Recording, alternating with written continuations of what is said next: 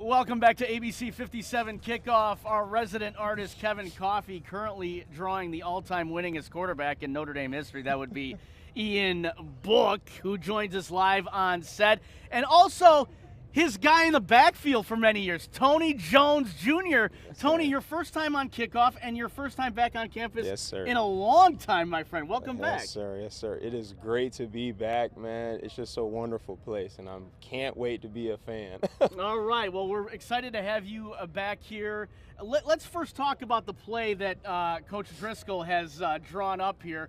Tell me what play this is. So this is from the Citrus Bowl in 2017 against LSU.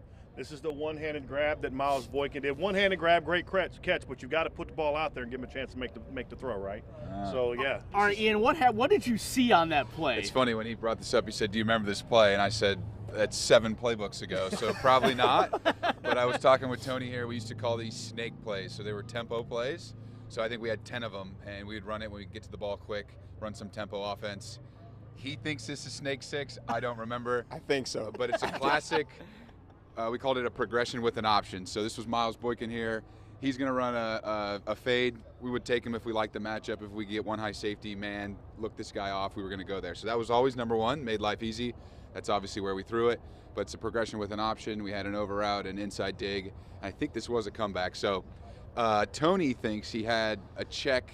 Oh, I'm for certain. Okay. I had a check, and then I would go out to the flats. I'm pretty sure. It was awesome, great play. We needed it. Miles is the best back shoulder receiver you could get for this play. He made a great catch, and not only a great catch, he made 3 guys fall over each other and score. So when you watch the play, you can see Ian's eyes go right to that safety when he gets the ball. Where's he going? Checked him off. He stays there. He comes right back to the backside go because he knows now I got one-on-one. Somebody hit that backside. Yeah, great. I forgot they were called snake plays, but thanks to Tony, I can remember 7 plays. The game-winning play in the Citrus Bowl that year. Talk about 2018. You guys went undefeated. One of the key plays of that USC game at the end of the season. It was the last game of the season.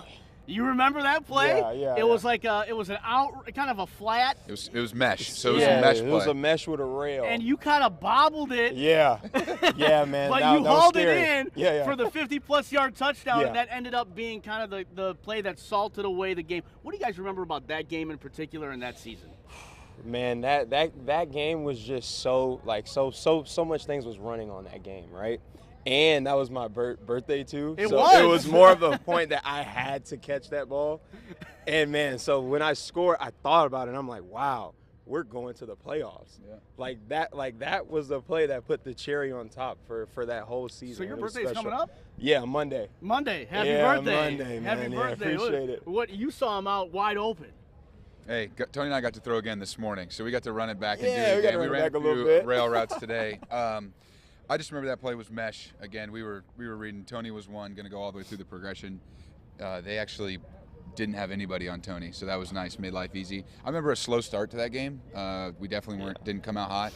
I want to say Alohi had an awesome halftime speech. Do you remember that? Definitely. So he got people fired up, and he was like, "Look, guys, we got a chance to do something awesome. And it's against USC, and there. So in California, I had a ton of family there, and that was an awesome way to go undefeated. Yeah. Yeah. Well, on your way to a 12-0 season and a sir. berth in the college football, the playoffs then, and facing Clemson, obviously, in the semifinals. Let's talk about this year and maybe fast forward to 2025.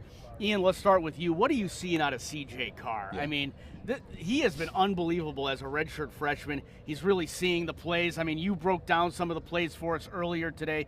What are you seeing out of C.J.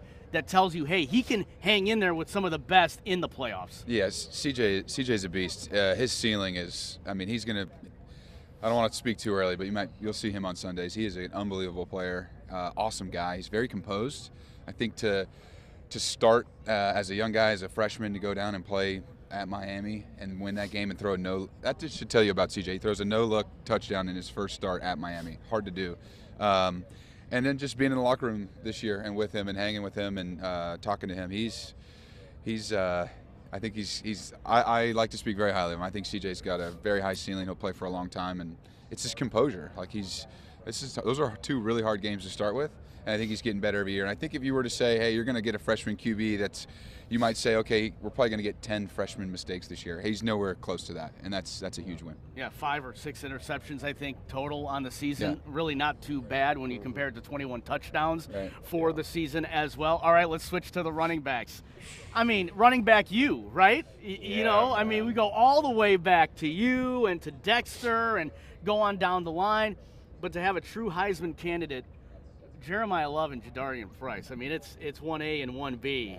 You know, talk about Jeremiah first. So I just think he's so electric, man. Like, he's something special with that. And, you know, like, I think with like running backs now, like, you don't normally get that.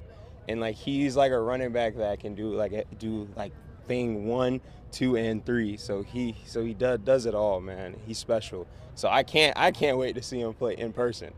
This will be your first time. Yeah. So yeah. What is he? I mean, like, to have that running back duo, and Marcus says this too when he has his weekly press conferences. You don't often see the running backs trying to share the rock and share time in the backfield and be happy for the other guy when they're scoring touchdowns and I mean, how unique is that, and how do you compare it to your running back room when you were here? So I think here now, like, they have something very special. Like, it's hard, bro. Like, it's hard to stop 2 running backs that are really, really good, and they literally do the same things. So it's hard for a team to stop that. When one gets tired, one come switch them out. Like, like, it's no break. So there's no drop off for that. And with us, when we play, like, we didn't have like a 1-2 really, but like, guys were good, but this coaching staff is doing it well. They're really they're mixing them up well, doing it great, man. I love it. Well, speaking of coaching staffs, let's get to that, and then we're gonna break down the college football playoff rankings with you guys and bring our coach back in.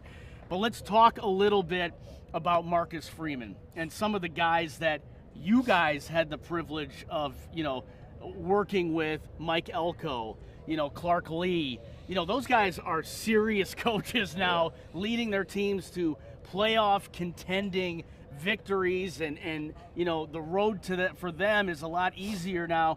Talk about playing with those guys and being under the direction of them, and head coach Marcus Freeman, what he's done. Well, first, to start with Freeman, I think it speaks to the man he is, but also the coach he is. When I came here and met with him and had a 30-minute meeting, ended up going 2 hours, and I basically asked, is there any way I can be around? Can I be a mentor of some sort? Can I continue my training here?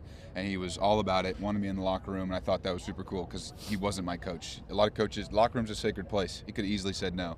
So that was Marcus, but I don't think we knew how good we had it when we were here with Elko, Lance Taylor, Clark Lee. Those guys are all big-time head coaches.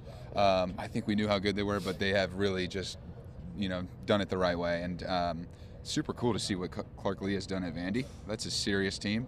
We were talking this morning. We think it'd be fun if Notre Dame could play Vandy, but those coaches were awesome. It was hard for me. They made it really hard for me in practice. Those defensive coordinators.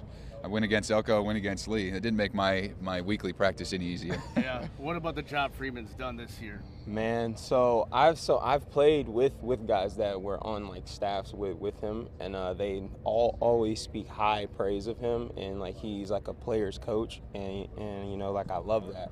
And like, also, I think he's gonna bring this school more than we need. you know, so I can't wait to see it. Yeah. All right, let's bring in our head coach again, Coach's Corner, Brian Driscoll. Let's talk about the college football playoff rankings. All right, you're Notre Dame. Where do you want to finish? That's a great question. And, you know, make the case for a playoff run again. I think you want to host. I mean, first of all, you get in. No matter if you're 8 or 9. To go play, right? But you want to host, right? Or if you're 8, 7, whatever it may be, you want to host. At this point in time, I don't think Notre Dame cares as much about the matchup. I think this team feels that, hey, if we play our football, play Notre Dame football, we can play with anybody. Me, selfishly, I want to see a first-round matchup against an SEC team, just because I have to deal with all of that every single day on Twitter about the SEC. And ACC now. And ACC now. They've already dominated the SEC for like 10 years, so I don't have to worry about that as much. But you want to have those matchups where you can still show, hey, we're not that team that's trying to get here. We are that team. And I know a lot of people say, well, you want to avoid Ohio State. I don't. That's the one dragon you have not slayed. I think there's really two, Bama and Ohio State. So if things work out where maybe Oregon goes down or Ole Miss goes down and you bump up and you get Bama in round 1 and Ohio State in round 2, that's going to be a challenge. But isn't that what you come to Notre Dame for, right? I mean, you guys tell me, because you want those matchups. And those are they slayed the Georgia Dragon last year. They got Penn State. There's 2 left that this team hasn't been able to beat. That's Alabama and Ohio State. And so I think that would be great to see that. Make a case for a trip back to the championship. Why did they do it? Because I think the offense is really starting to get their groove. They have, but I think the defense has made a huge change. It's been fantastic, starting to catch their groove as well. I think we just need to win in fashion these next 2 weeks. I think that's a confidence booster for the whole team.